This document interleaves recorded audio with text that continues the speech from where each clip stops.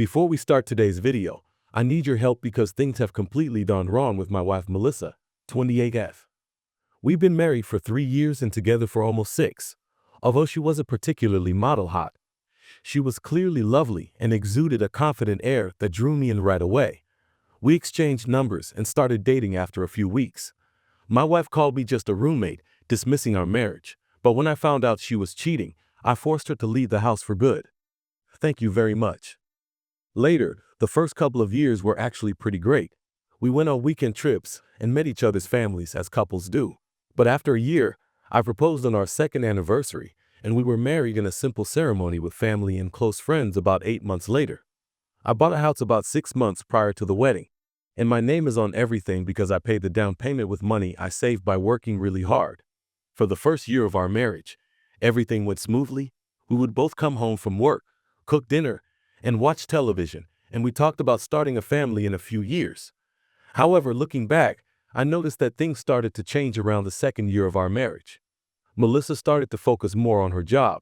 She works in marketing, and she has already started. We stopped doing things together on the weekends because she was either too tired from work or had unexpected brunches and shopping outings with her friends, to which I was not invited.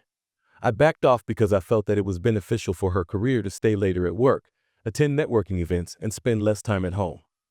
I also took on extra household chores so she could concentrate on her work. She said that she wanted to advance her career before focusing on money. A few months ago, her friend group was organizing a dinner at a new restaurant downtown, and she invited me. I was genuinely surprised because she hadn't invited me to anything with her friends in months. I wasn't very excited because her friends are mostly marketing public relations professionals who only discuss work-related issues and gossip about people I don't know. But I figured this was her way of getting me to come. So I went, and when we got to the restaurant, there were about 8 people in total. Mel, myself, and 6 of her friends. The room was packed and noisy, and we ended up at this long table. I was seated about 3 seats away from Melissa, sandwiched between her friend Taylor, who was talking to someone else the entire time, and somebody I had never met before who was addicted to his phone.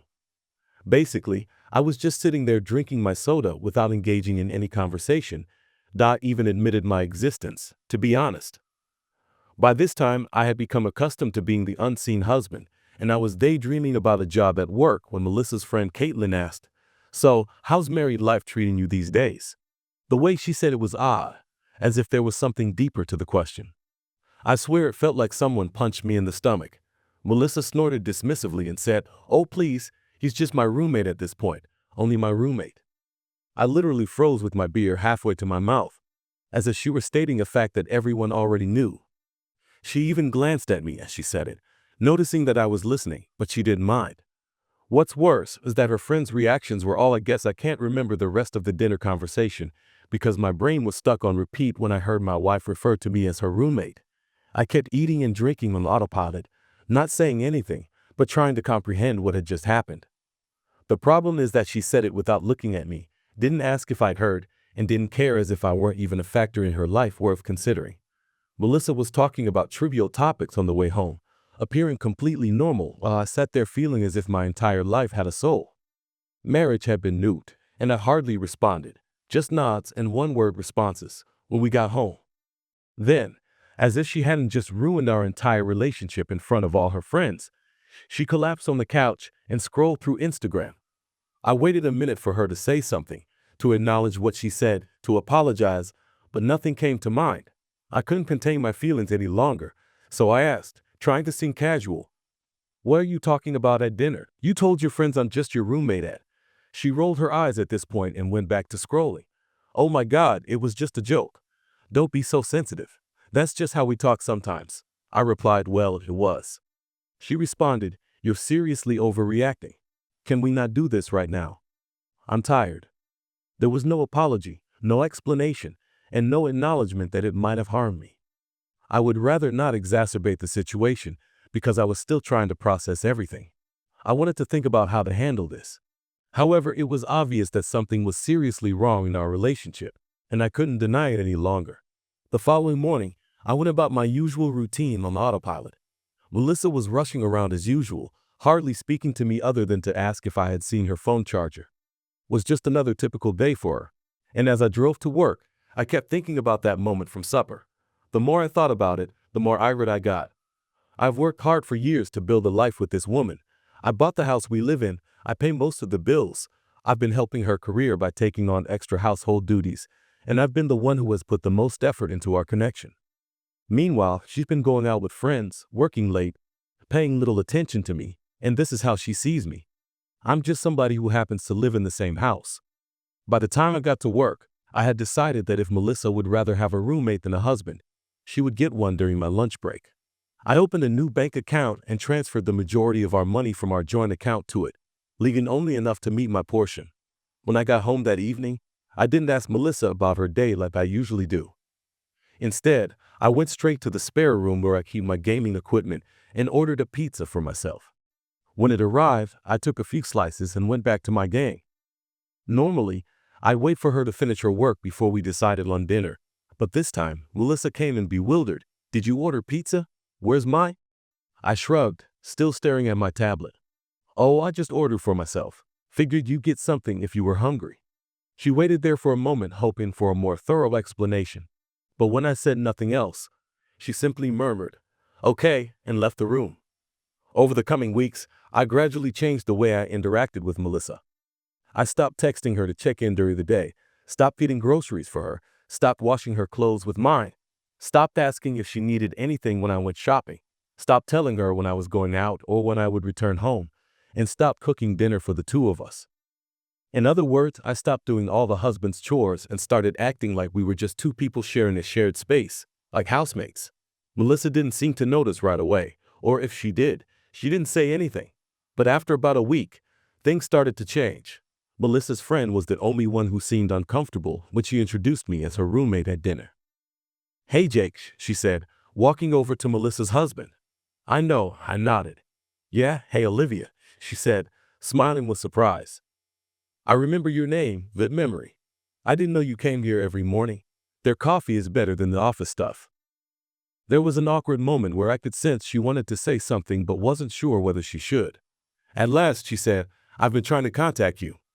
Melissa's comments at the dinner a few weeks earlier were inappropriate. "I just wanted you to know that not everyone found it funny. Thank you. I appreciate that you all are okay. I mean, it's not my business." Olivia nodded, and even though she seemed pleasant, "I think you seem like a gentleman." This made me smile for the first time in weeks. "Thank you, Olivia." We ended up sitting together for about 15 minutes, just talking, and it turned out that she's actually pretty cool. She works as a physical therapist and moved to the city about 6 months ago. She met Melissa and her group through a mutual friend. She was easy to talk to, and it felt good to have a real conversation with someone who genuinely cared about what I had to say. She hesitated, then said, "Look, I know this might be weird, but if you ever need someone to talk to, here's my number." She scrawled it on a napkin and gave it to me. I honestly felt that this was a little odd, like crossing a line. I wasn't sure exactly what she was trying to say, though, and I thought I could use some aid also. I thought she was just being courteous, so I thanked her and put it in my pocket. I might take you up on that. A few days later, I was having a particularly bad day because Melissa was complaining about having to pay more for bills and calling me a kid. I found out that someone had used our joint credit card, which I thought had been canceled but clearly wasn't, to buy a $500 purse. I was sitting in my car in the office parking lot, furious, when I remembered Olivia's number and decided to call her. Maybe she knew what Melissa was doing, so I messaged her, "Hey, this is Jake." She responded almost immediately, "Yes, absolutely, is everything okay?" We met for coffee after work. I didn't mean to dump everything on her, but looking into her big warm eyes, it all came out. "I don't know Melissa very well, but based on what I've seen in the group, she talks about you differently when you're not present." I wasn't sure what else to say, so I'm sorry. I shouldn't have said anything, but I appreciate your honesty seriously. Before we left, Olivia touched my arm. "Jake," she said, "you deserve someone who's proud to be with you, not someone who treats you like an inconvenience." Olivia simply listened, asking occasional questions instead of passing judgment. When I finished, she sighed. Someone who watched me and saw the cracks before I even realized they were there, and we started messaging, but it felt different for the first time in a long time. I wasn't just talking to fill the void. Someone wanted to hear what I had to say. No eye rolls, no sighing, just a genuine conversation with someone who cared, and I didn't realize how much I missed it until I got it back. Of course, Melissa didn't notice because she was too preoccupied with her world, going out many nights a week with business friends, coming home late, and smelling like cologne that wasn't mine. I wasn't stupid. I knew where this was going, but I wanted proof before taking any further action. Now, let me be clear. I'm not the suspicious kind. I've been cheated on before in college, and I vowed not to do that. Be that paranoid partner who is always checking her phone. But there's a difference between being paranoid and just connecting the dots. Melissa was exhibiting all the typical symptoms, such as staying out late and being secretive with her phone. I tried a simple approach at first, so I asked casually one morning, "Who is this new work friend you have been spending so much time with?" Melissa hardly looked up from her phone. "Oh, simply members of the marketing staff. No one is interesting. It seems like you're with them a lot lately." She rolled her eyes, creating air quotes with her fingers, and then smirked. I'd assumed we were just roommates, so I shrugged and left. Away just having a conversation, I said that it was obvious that the straight approach would not work, so I made a decision that some people might disapprove of. But whatever it is, I bought an AirTag. If you don't know what it is, it's a small tracking device made by Apple that you can use to find your keys or luggage, but people also use it for other purposes. I waited until Melissa was still asleep in the morning, when her car keys were on the counter as usual, and I swiftly took them. Put the AirTag into a small compartment in the center console where she keeps extra cash and receipts, and then returned the keys. The entire process took about 30 seconds, and the following day, Melissa texted to let me know she would be working late again and asked not to wait.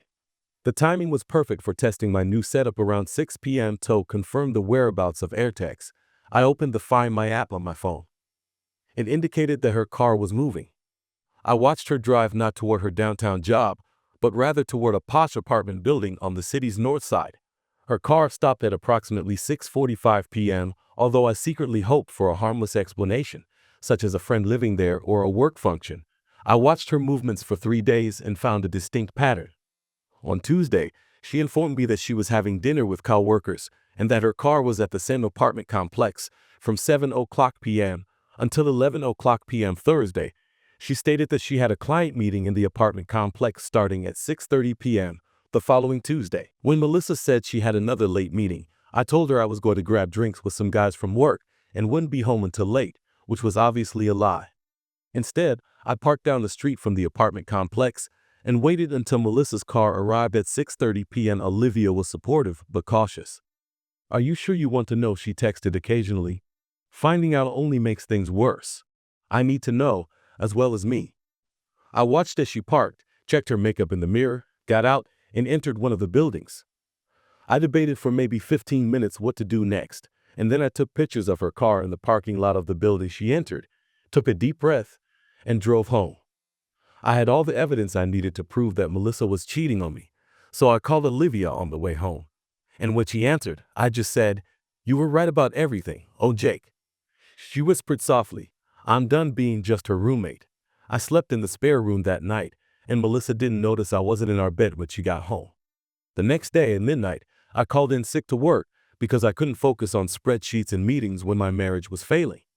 I spent the morning looking into divorce lawyers and found one with good reviews who could see me that afternoon. I told him everything, including the roommate's remarks about the infidelity, the housing issue, and our money. The lawyer leaned back in his chair and said, "Well, you're in a fairly solid legal position. The house is in your name, and you owned it before marriage, so it is probably protected. Having no children simplifies things. The important question is, how contentious do you want this to be?" I thought about it. I don't want drama. I just want out.